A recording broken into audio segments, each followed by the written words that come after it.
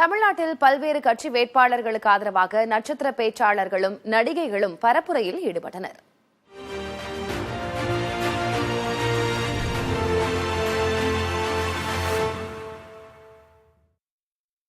மதுரையில் போட்டியிடும் Marxist communist கட்சியின் வேட்பாளர் சு வெங்கடேசனுக்கு ஆதரவாக திமுக பேச்சாளர் நாஞ்சில் சம்பத் பரப்புரை மேற்கொண்டார்.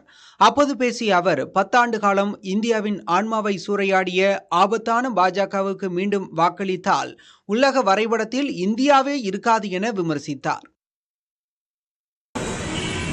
இந்த தேர்தலில் பிஜேபி என்கிற ஆபத்தான கட்சிக்கு வாக்களித்தால் உலக வரைபடத்தில் இந்தியா என்ற ஒரு நாடு இருக்காது.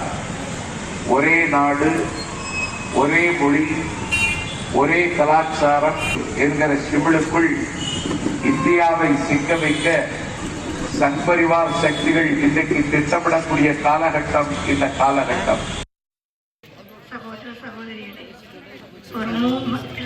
வணக்கத்தை சொல்லிக்கிறேன்.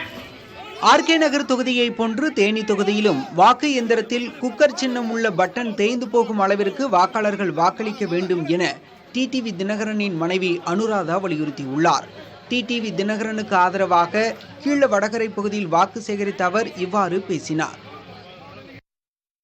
ஆர்கே நகர்ல எப்படி அந்த சுவிட்ச் பட்டனை தேஞ்சு போச்சோ அதே மாதிரி தேனி தொகுதியில ஆபீசர்லாம் சொல்லணும், தேனி தொகுதியில அந்த குக்கர் பட்டனே தேஞ்சு போச்சு, செய்வீங்களா?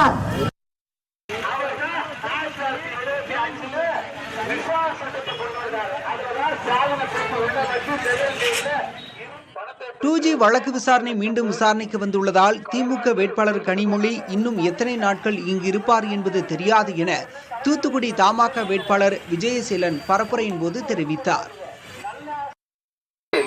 அந்த கேஸ் டெல்லி ஹைகோர்ட்ல விசாரணைக்கு வந்திருக்கு. இன்னும்